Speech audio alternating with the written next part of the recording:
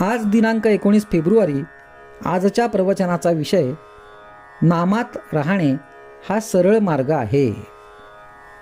एका बाईला सासरी नामस्मरण करणे कठीण जाई, कारण सासरच्या लोकांना ते आवडत नसे.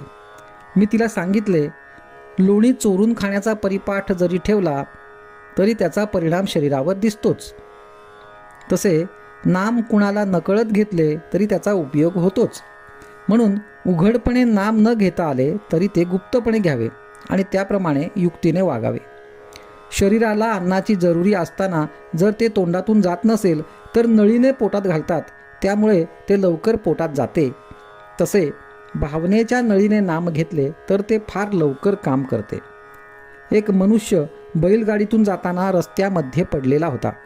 एका सज्जन माणसाने त्याला उचलून आपल्या घरी नेला आणि त्याच्यावर उपचार केले. तसे आपण भगवंताच्या नामात पडून राहावे. त्यात राहिले की कुणीतरी संत भेटतो आणि आपले काम करतो. आपण सरळ मार्गात मात्र पडले पाहिजे. नुसत्या विषयात राहणे हा आड मार्ग आहे, नामात राहणे हा सरळ मार्ग आहे. खरोखर नाम किती निरुपाधिक आहे. आपण देहबुद्धीच्या उपाधीत राहणारे लोक आहोत, म्हणून आपल्याला नामाचे महत्त्व तितकेसे समजत नाही. संतांनाच नामाचे खरे महत्त्व कळते. विलायत इथून हजारो मैल लांब आहे. तिथे जाऊन आलेल्या लोकांकडून आपण तिथल्या गोष्टी ऐकतो. तिथे आपण पायी जाऊ शकत नाही, कारण ते फार लांब आहे. शिवाय वाहनामध्ये बसून जावे म्हटले तर मध्ये मोठा समुद्र आहे.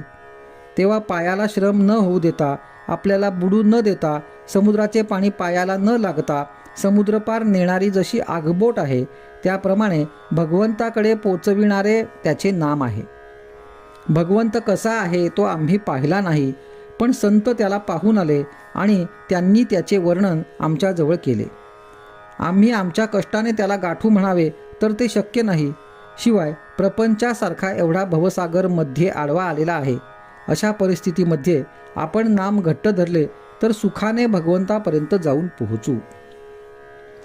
व्यवहारामध्ये जशी एकाच माणसाला अनेक नावे असतात, तो त्यांपैकी कोणत्याही नावाला ओ देतो, तसे कोणत्याही नावाने हाक मारली तरी एकच भगवंत ओ देतो. निरनिराळ्या गावी असलेल्या सर्व जिंदगीची मालकी खरेदीपत्रातल्या नामनिर्देशनाने मिळते, तसे सर्वव्यापी असलेल्या देवाची प्राप्ती त्याच्या नामाने होते.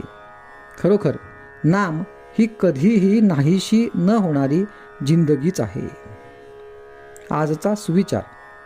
आपण सर्वांनी मी भगवंताकरिता आहे असे मनाने समजावे आणि सदैव त्याच्या नामात राहावे.